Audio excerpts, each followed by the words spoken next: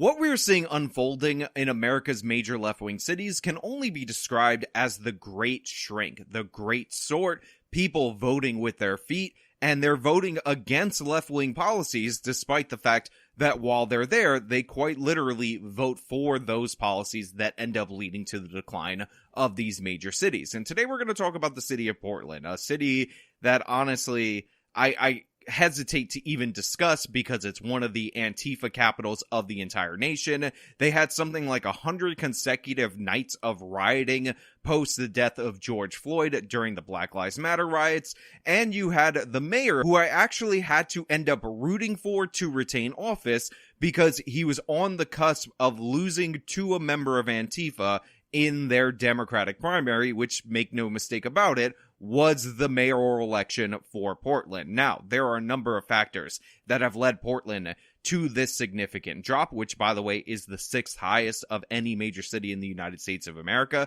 trailing other cities like San Francisco that actually lost a stunning 7% of their population during the same time frame. But before we get into all of the details and the numbers, this video is sponsored, so let me toss it to the sponsor, then we'll bring it back over here and we'll discuss it on the other side. The signs of future economic trouble for investors and savers are all around us. Bloomberg is warning of, quote, a severe economic reset, and gold appears as a caged bull awaiting a catalyst. In May of this year, JP Morgan said cut stocks, buy gold, and hold on to your cash. And people at Wells Fargo believe that gold might be in a super cycle and it could last for the next 6 years. And in fact, they might be projecting $3,000 an ounce for gold. The time for gold is here and demand is already soaring. This is why I'm happy to tell you that I'm partnering with National Gold Group. You can call them at 866-826-2603 and talk to somebody about protecting your assets by moving them into gold. Now, right now, they're running a feeless transfer for their gold IRAs if you call them at that number and mention that I send you, and they will talk you through with their world-class, first-class, American-based customer service and let you know how you can get into precious metals to hedge your bets against the financial disaster. National Gold Group is rated as one of the top gold dealers by Consumer Affairs, and again, you can reach them at 866-826-2603. There is always a risk with any investment, and past performance is never a guarantee of future results. Oil met sold in southeast Portland, and new data from the U.S. Census Bureau shows Portland lost the 6th most people of any big U.S. city in the last year. Many people say that data just backs up that Portland just is not what it used to be now. So obviously this is 100% true. Portland is not what it used to be. It used to be a burgeoning city full of young people that were actually living in a relatively clean environment, known for its innovative restaurants and all kinds of things that made Portland unique. It was always a pretty left-wing city in comparison to other cities in the United States of America, but it really has fallen apart over the last couple of years due to the fact that the American left wing has gone completely insane off the rails in that same time frame. Now, we've covered the decline of Portland on this channel before. In fact, I did a specific detailed report on this Nike community center that is actually historic in the city of Portland, in that we had Black civil rights activists asked Nike to open up a store here, support the opening up of the store there, and Nike delivered. And that institution, which opened up, I believe, during the 80s, which was the height of the crime wave in the United States of America, has endured. It's been an integral part of the community. However, they can no longer operate as they used to due to the fact that Portland refuses to prosecute crime. So all of a sudden, a revitalized Black neighborhood is descending back into decay based on the fact that that store and other stores nearby can no longer rely on law enforcement to do its job to hold up order. And as we talked about time and time again, crime drives poverty, so it's driving those places out of business. But it's not just the businesses that are leaving, it is in fact the residents. Now, as I said, Portland has lost almost 3% of its population from the time period of July 2020 to July 2022, which of course coincides with the Black Lives Matter riots, which is the 6th steepest loss in the country. And by the way, the places that are gaining population, leading the pack, is actually Fort Worth, Texas, which just goes to show you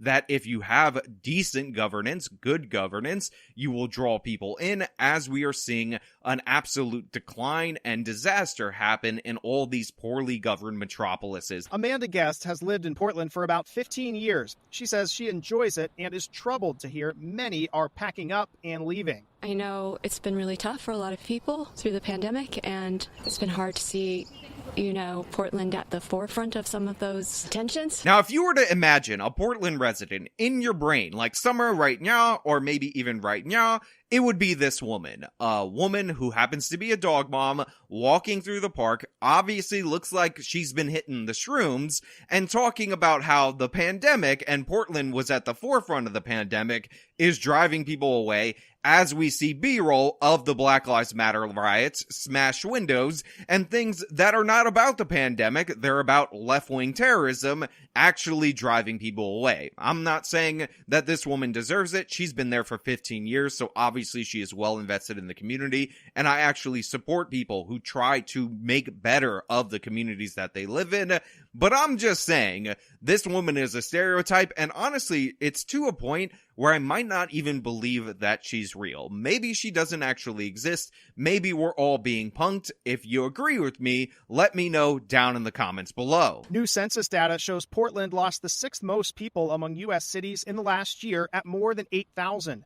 Larry May, who has lived here since 1985, says the data is discouraging. It's like Portland died. The tours haven't come back like it used to be, especially the Japanese. They love this city. So here you have an elderly resident talking about how tourism has essentially died in the city of Portland. And by the way, this is a common pattern that we're seeing in a lot of these crime-ridden left-wing cities that have essentially embraced the criminal as the proper moral and prudent thing to do. It's completely backfired, and he even specifically references the fact that Japanese tourists are not coming back to the city, which apparently was something that was popular. Now, a lot of people are going to say, Portland's a crap hole, Portland sucks, Portland's terrible, but remember, this is a central metropolis in the heart of the Pacific Northwest, and the Pacific Northwest has a lot of natural beauty. There's a lot of reasons why people would want to visit a city like Portland and go out into the wilderness and enjoy themselves, and all of that is being undercut by the policies of their left-wing government. And by the way, Oregon as a whole has also suffered due to this. So people aren't just moving out of Portland into the adjoining burbs, they're fleeing the state. Guest cites housing prices and the job market as reasons people are leaving. May says the biggest reason is safety, blaming cuts to police. I hope they get it back up again because the crime is really bad. Shootings and it's not the Portland I knew. Again, it's always interesting how your left-wing activists, your people in your proverbial ivory towers, will tell you that it's everything but what the people on the ground tell you. This guy points to the fact that safety is the number one issue, the fact that crime is rising, the fact that there's no consequences for criminality in the city of Portland, as demonstrated by the hundreds of riots that happened in a row during 2020, as demonstrated by Antifa being allowed to attack a courthouse night after night after night with no mention from representatives in the Democratic Party. And based on the fact that they took that poison pill that a lot of left-wing cities did and decided to cut from their police department. And then, of course, they realized that that was a disaster, so they tried to restore some of the funding, only to discover that they essentially killed recruitment. We have a horrible recruitment problem across this country in terms of police departments. And when you cut funding, when you signal you're on the side of the criminals, you're not going to get the officers back just by restoring it to where it previously was. Why would you work as a police officer in the city of Portland, especially since it's one of those cities where not only do you elect a mayor, but that mayor is also the acting police commissioner, and they were this close to electing a crazy Antifa woman in place of their already too woke and insane mayor that already existed, as not just the mayor, but as the head of the police department. You cannot operate there. You cannot be a cop there. If you are a cop in the city of Portland, look for a transfer, start your career over, because it's only a matter of time before the city proves, as they prove time and time again, that they're not on your side, they're on the criminal side. The Portland Business Alliance says these trends are concerning in its 2023 State of the Economy report. It noted high and rising vacancy rates in downtown offices and increased crime. Addressing the city's population, it says people and businesses vote with their feet, and they are not voting for Portland, the city, or the region in the way they have in the recent past. Look, so many of these businesses in cities like Portland rely on foot traffic in order for them to function. So when you decide that homeless people have God-tier rights to camp out in public, can do whatever they want, can urinate and defecate all over the sidewalk, it turns out that drives down the number of people, law-abiding people, people who are interested in spending money, who want to walk those streets. They may vote progressive and say all the appropriate lines about how homeless people are just people in crisis that need our help and we need to save them, but in reality, when their revealed preference is shown for all of us to see, they don't want to be anywhere near these people. They understand the danger, and they're not going to go shop at a place that's being actively looted and or terrorized while they can just order their products online. And that's what we're seeing. A lot of vacant office space. This is a common feature in a lot of major metropolitan areas, not just because the pandemic revealed that you don't need to be occupying all these office space for a lot of different jobs, but because the prolonged shutdown reoriented a lot of people's thinking, and the embrace of rampant criminality during that time made a lot of people think twice about resuming their leases and all of that. This is a concoction of multiple different factors that have led Portland to this point. And again, I remember years ago, people would visit it because it was a trending city, because they enjoyed themselves. Sure, they had some problems, some issues with homeless people, but the homeless people weren't granted these God-tier rights over each and every regular citizen in the city. The Portland Business Alliance says if the current trends continue, the economic outlook here is as concerning as any time since twin recessions hit the U.S. in the 1980s. Isn't that crazy? The numbers that are being seen by these business alliance groups and all of that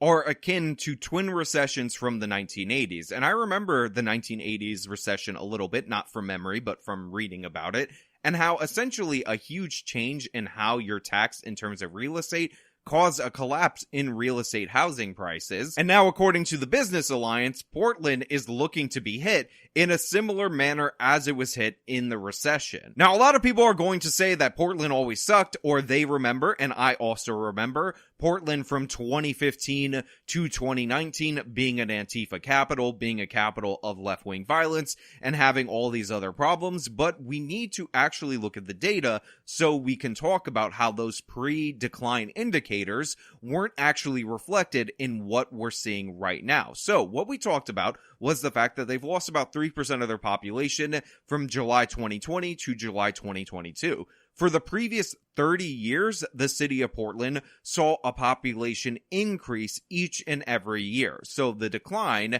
is something that is unprecedented in the last 35 years in the city of Portland. On top of that, we've actually seen an increase of the homelessness population in the city of Portland of about 50%. On top of that, we've also seen 700 encampments in the city of Portland of homeless people, and that is a threshold they did not even think they were going to come close to reaching, and they've reached that in their recent history. On top of that, the decline is so dramatic, it is so ridiculous in the city of Portland that Mayor Ted Wheeler, the woke garbage trash man of a mayor, one of the weakest people in all of American politics, is actually trying to ban camping in public because even this woke, suck up to Antifa, left-wing progressive, eschews all the violence that we've seen in Portland kind of guy, knows that it's an unsustainable decline across the city. Mayor Wheeler has actually authorized homeless encampments to be separated out from the downtown area, which I think is a good step, and I actually talked about it in reference to Bill Maher talking about these types of homes that we built post-World War II, which is great because this represents a moving away from this housing first kind of policy in terms of homelessness. Again, this is all being done by Ted Wheeler of all people. That's how you know that they're at a crisis point. And again, that crisis point is represented by the criminal justice numbers. We have seen an 11% increase in property crime over the same period of time. We have a 16.9% increase in burglaries, and major retailers, the most recent of which being REI, have also announced that they're just leaving the city of Portland. They've had enough, and we're actually seeing some kind of course correction coming from the city. And hopefully, and yes, I am being hopeful for the city of Portland, because if they can turn it around, if they can be an example, or any of these major left-wing cities, these left-wing hellholes, can be an example of reversing course, then I think that will shine a light on other cities that have failed. If they all decline and it just seems like it's inevitable, then there's no incentive structure, there's no path forward for places that don't want to end up like them. They end up turning it around, but it's not looking good. They've allowed the decay for far too long. They set up systems to basically protect the rights of the criminals over the law-abiding citizens, and it's going to take a lot of years and honestly electing better people and probably allocating much more money to the police in order to do this course correction. Look, I have no sympathy for Portland politicians. I have a baby amount of sympathy for the residents of Portland, because they had a choice to vote in the Antifa lady as the mayor or the same crappy mayor that they already had, and they chose the less bad option. So I hope it does turn around. I don't want to report time and time again about the increase in crime in the United States of America, about major city after major city collapsing, retailer after retailer closing. I would like some positive news to share with all of you, an example, a shining beacon, a light that I can point to and say that is the path forward. But all we're going to see is more and more pain until these cities fully course correct, until the residents have had enough. And unfortunately, they're not really at that point yet. But hey, those are just my thoughts. Let me know your thoughts down in the comments below. If you like the video, you show them by leaving a like. Subscribe for more content. Follow me on all my social media. Support me via the support links in the description of this video. This has been me talking about the end of Portland. Till next time.